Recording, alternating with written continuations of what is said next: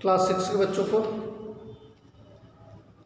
Good morning and chapter 3 already is running on fibre to fabric और इसके बहुत सारे एक्टिविटीज़ हमने पढ़ रखी थी। 3-4 एक्टिविटीज़ के बारे में जान लिया था हमने। नेचुरल फाइबर्स के बारे में जाना था, सिंथेटिक फाइबर के बारे में जाना था, what is obtain from cotton and Jutes, हमने इनके बारे में जाना था। आज हम आगे की प्रक्रिया जानेंगे कि भाई जूट से जो हमने स्टेम से उसके जूट को निकाला, उसके रेसेसों को निकाला, उसका आखिर होता क्या है।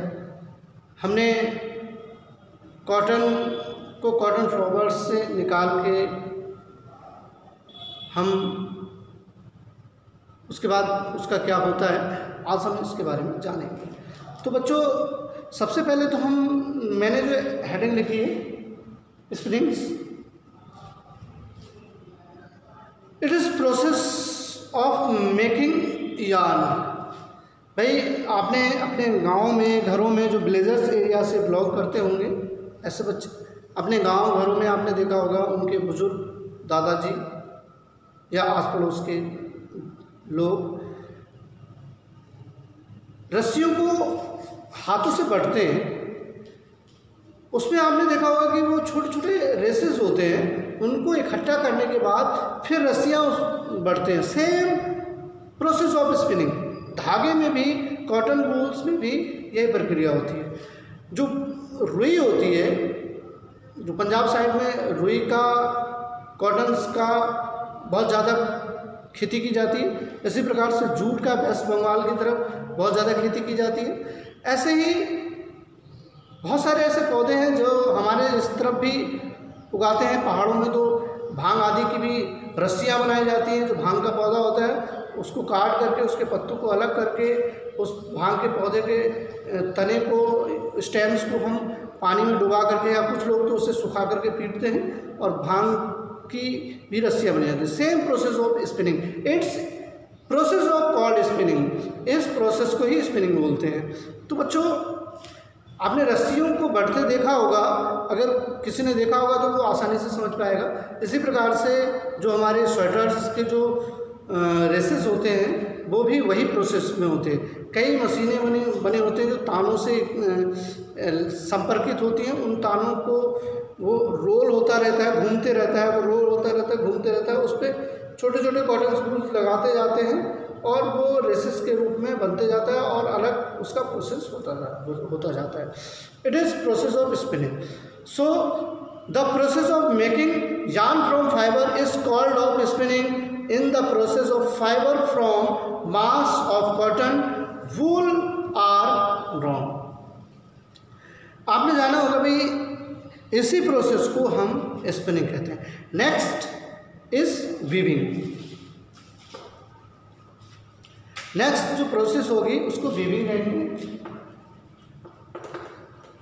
आपने देखा होगा घरों में कईयों के घरों में, चाहे वो शहरी एरिया से बिलोंग करते हों, चाहे वो ब्लेजर्स एरिया से बिलोंग करते हों, चाहे वो टाउन से हैं, चाहे ब्लेजर्स हों, जैसे भी एरिया से, सबके घरों में कई माताएं या बहनें जो उनकी होंगी, उनकी माएँ भी होंगी, स्वेटर्स को आपने बुनते देखा होगा इस तरीके से। वो 2 छल्ले होते हैं, जो 2 छड़ियाँ होती हैं, अब मुझे पता नहीं उन्हें क्या बोलते हैं। इस तरीके से एक कॉटन वूल होता है, धागा आया जाता है, उस पर वो इस तरीके से फटाफट करती रहती है। It is process of weaving. The process of arrange 2 sets of yarn together to making of the fibre is called of weaving. तो इस तरीके से यह प्रक्रिया आपकी वीविंग कहलाएगी। आगे हम चलते हैं, अगला जो प्रोसेस है नेटिंग।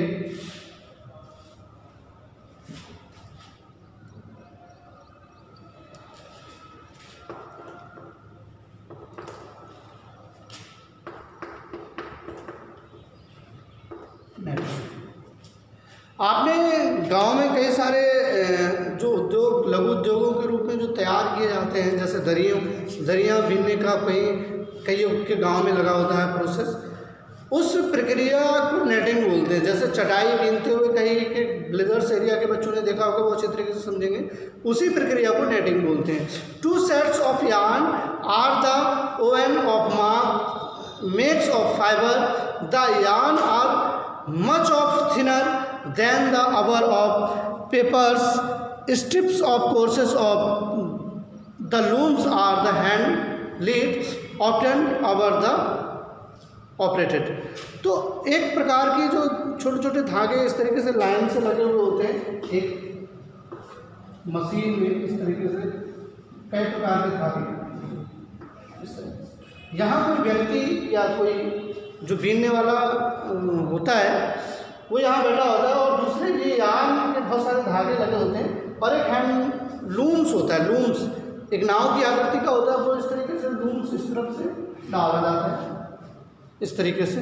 फिर एक ठोका यहाँ से लगाया जाता है ताकि ये इस तरफ का हिस्सा दब जाए। फिर हैंडलूम्स उस तरफ से इस तरीके से, इस तरीके से, फिर इस तरीके से, इस तरीके से डाला जाता है, और बहुत सारे यार्न्स आपस में कंबाइन होकर के इस प्रकार की प्रक्रिया आपकी नेटिंग बोली जाती है। तो बच्चों, आज हमने ये चैप्टर कंप्लीट कर दिया है, और कल से हम नेक्स्ट वीडियो से हम इसके क्वेश्चन आंसरों को देखेंगे, क्वेश्चन आंसर के बारे में जानेंगे। तो आपने इतना कुछ समझा है और प्रश्नों को ज़रूर आप नोट करेंगे। तो बच्चों, कल हम अपना पुनः प्रश्नों के साथ उत्तर उपस्थित होंगे। Thank you.